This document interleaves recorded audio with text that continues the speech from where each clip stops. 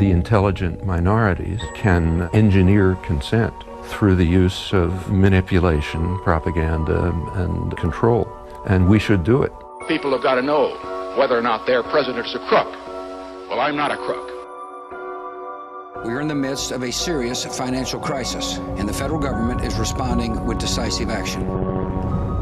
I know that the American people share my deep belief that if a danger exists in the world, it is a danger shared by all. We need to actually double down on the public health measures.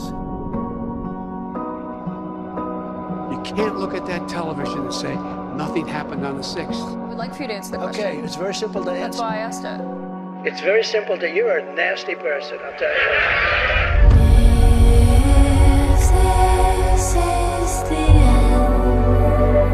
Most people have no awareness of how easily our behavior and even our identity can be completely taken over. But people are waking up. I spent 20 years in the U.S. military. I'm a behavior expert. I've trained Psyops. I'm the best-selling author in behavioral psychology. I want to show you exactly how to identify what we call engineered reality, or what some people call Psyops.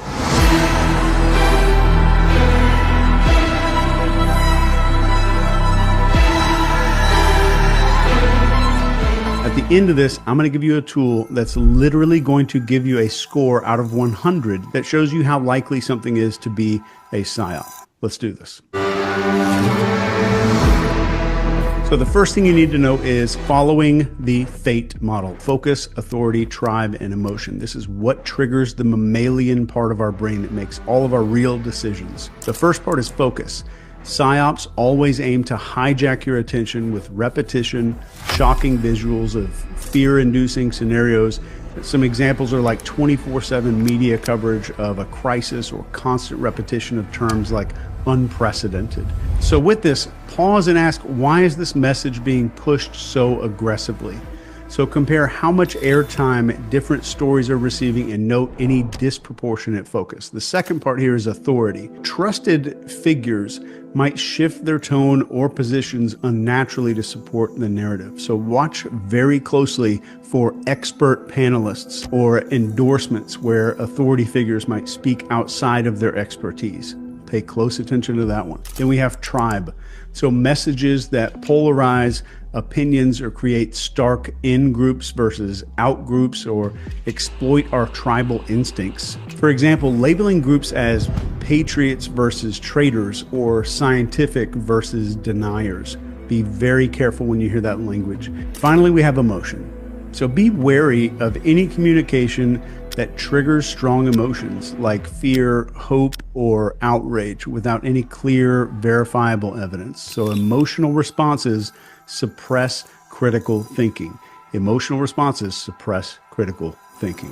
So as a tip here, analyze the evidence that's presented to you. If facts are replaced by appeals to emotion, you need to be very cautious. As an example of this, think about like a news channel repeatedly showing images of empty grocery shelves and panicked shoppers during a food supply scare. It dominates every broadcast and it pushes people into fear-driven behavior. Next, question novelty. Our brains are wired to focus on sudden or unusual changes because they signal potential threats or opportunities.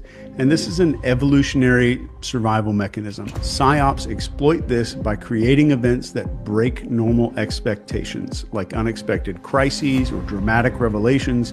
So ask yourself, why is this new? So consider if the event or somebody's message has been artificially manufactured or timed. Look for patterns like sudden shifts in public opinion, trending hashtags that are unusual, or viral videos that seem very coincidental. So for this one, just picture a new viral video just claims to expose a government cover-up, but it conveniently comes out the exact same day that there's some damaging evidence against some high-ranking official. The timing shifts public focus. All of this is part of the NCI system I developed for teaching tradecraft and extreme psychological operations. And there's even a gigantic textbook for all of this stuff in the description.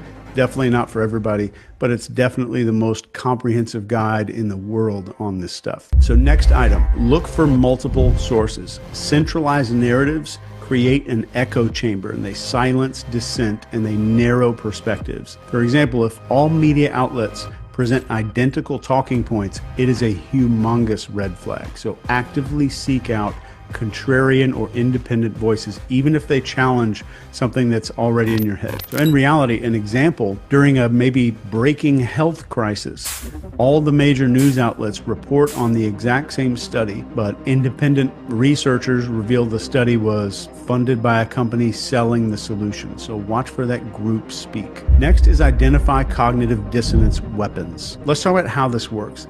So cognitive dissonance comes up when new information clashes with our identity or our beliefs.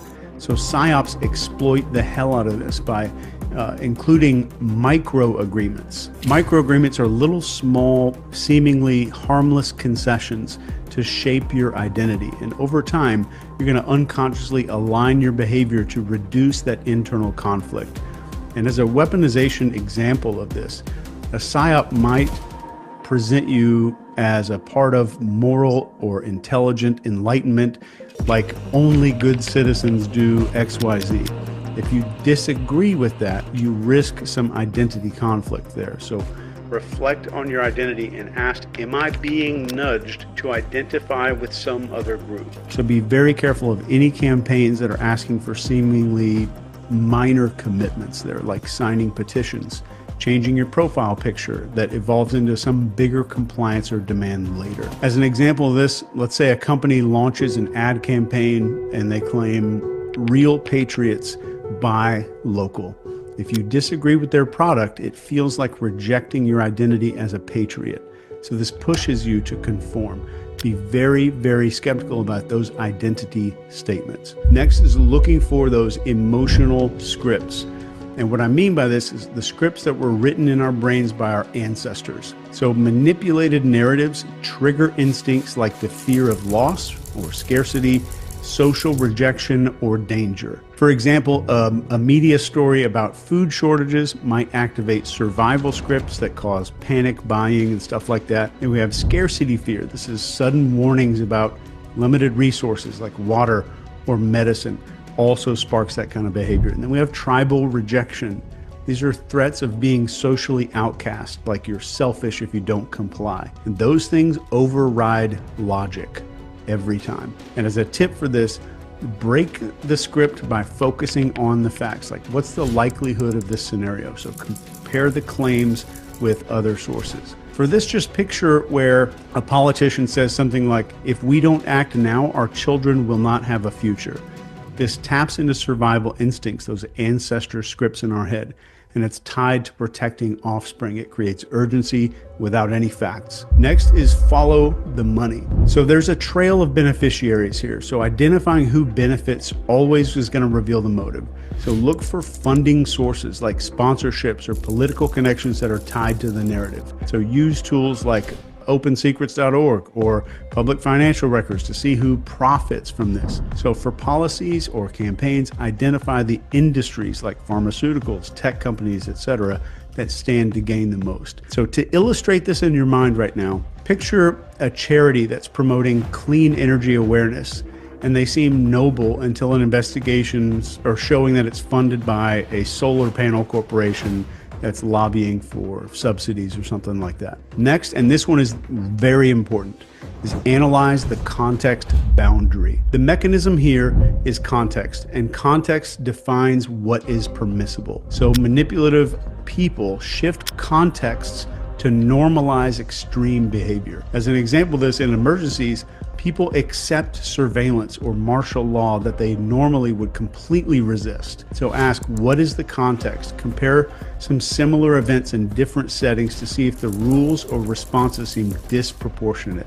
Look for contradictions. So for lots of the students who are brand new to NCI University, this right here is the most massive realization when they realize that the ability to weaponize cognitive dissonance and then shift the context can get anyone to do almost anything. As a hypothetical example of this, let's say there's a major cyber attack. The governments are now justifying some sweeping surveillance laws to protect the citizens. This changes the context to make previously unacceptable actions seem absolutely necessary. Next, spot the use of archetypes because they're woven into our brains. Psyops simplify narratives by using archetypes like heroes and villains and saviors. Some examples are like portraying one leader as the sole solution or demonizing dissenters as the enemy. Deconstruct the story. Ask who are the characters and what roles are they playing. Simplistic, like good versus evil stories usually signal manipulation just about every time. So always seek nuance there.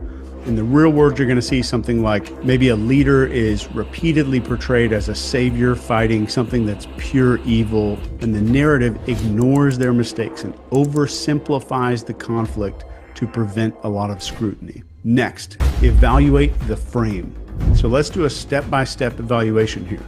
First one is expectation. What are you expected to believe or do based on this thing that you're exposed to in the media? Next is belief. What assumptions are being made about you, like your values or your fears? Then we have perception. So how is reality being shaped, like selective facts or missing contexts? And definition is the final step here when it comes to a frame. What truth is being asserted as something that's completely unchallengeable? This comes up with information suppression. So really look for topics that are being avoided, critics that are being silenced. If somebody needs to be silenced in order for an idea to make it, then the idea is not good. So alternative viewpoints being discredited, that's a big one to look out for. So cross-check timelines of events and notice if critics are labeled conspiracists or if algorithms are suppressing some kind of specific search. And this is a big one, especially in today's time. So to get a good example of this, during maybe a corporate scandal, the company's PR team frames these critics as disgruntled employees with a grudge. So this shifts the focus away from the legitimate concerns to the motives of the critics. And it does it almost without us realizing that that's happening in our brain. So next, be alert to rapid compliance shifts. This one is scary and it's happening every day. Psyops create urgency to drive rapid compliance. And these tactics are stuff like emotional appeals, staged group behaviors, or false consensus. For this, it's really important to slow down and resist the pressure to act, to question the conformity as much as possible, and test the message, engaging the skeptics there.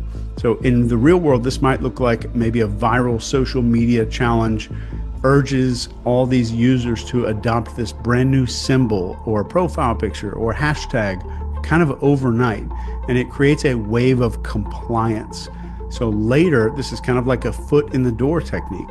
It's tied to some divisive political agenda. Next, study the timing of the events, and this one's huge, especially right now. Timing is everything. Ask yourself, why is this happening now? So what other events or scandals might this thing be distracting everybody from? So look for very coincidental timing with unrelated major news stories or political movements. Psyops can very often be smoke screens. And in real life, you might see stuff like a huge celebrity breakup floods all of the headlines exactly as some major investigative report about government corruption is about to be released. Coincidence? Probably not. The next thing I want you to do is to sharpen your brain to start hearing and understanding these manipulation tactics. And one of the biggest things that you can do, the most effective way that I could train you right now, just you and me, is to teach your brain to recognize logical fallacies. So let's go through these, because psyops very often use these flawed arguments to convince people. And if you know how to spot them, it makes you a lot harder to manipulate. Let me give you 10 of these so that your brain gets hardwired to start seeing everything a whole lot differently. So the first one that you're going to see all the time, appeal to emotion. So this uses fear and anger and hope to bypass logic. So like, if you don't support this, children are going to suffer. Next is the straw man argument. This misrepresents somebody's argument so they can attack it better. So somebody might say they oppose the lockdowns because they don't care about lives. Think about that one. Number 3 is the bandwagon fallacy. So this claims that something is true because everyone supports it.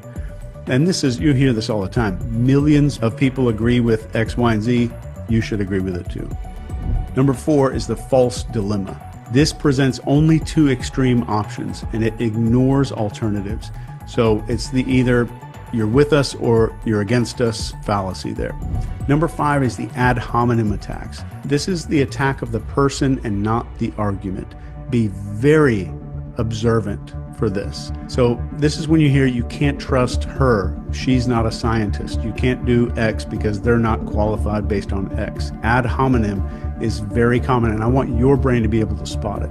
Number 6 is appeal to authority. And this is a claim that something is true because an authority figure said so. So like Dr. X supports it, so it's absolutely right. You have to trust the science. Number 7 is the slippery slope. These are claims that one action is going to lead to some extreme negative outcome. So you've heard this before. Somebody says something like, if we allow this, we're going to lose all of our freedoms. All of our freedoms are gone. The country is gone. All of that kind of talk like that. Be very attuned to when you hear that and very cautious when you hear that. Number 8, hasty generalizations. And these are broad claims that are made with very little evidence.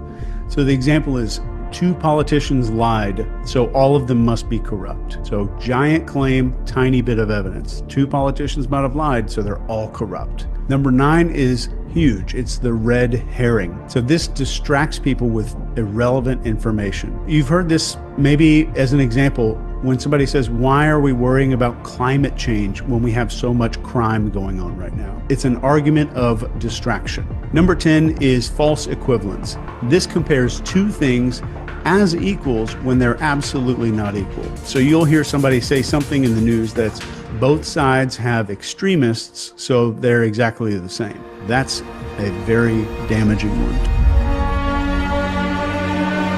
I know there's a lot of information here, so I want to give you access to the actual tool that we use to identify psyops that even rates the likelihood on a 1 to 100 scale. Now, I'm going to add that into the description right below this video. But keep this in mind. Throughout history, the people who stood tallest in the storm were not the ones who knew all the answers. They were the ones who asked the right questions. They weren't the loudest voices. They were the calmest. They were the people that had composure. Thanks for spending some time with me.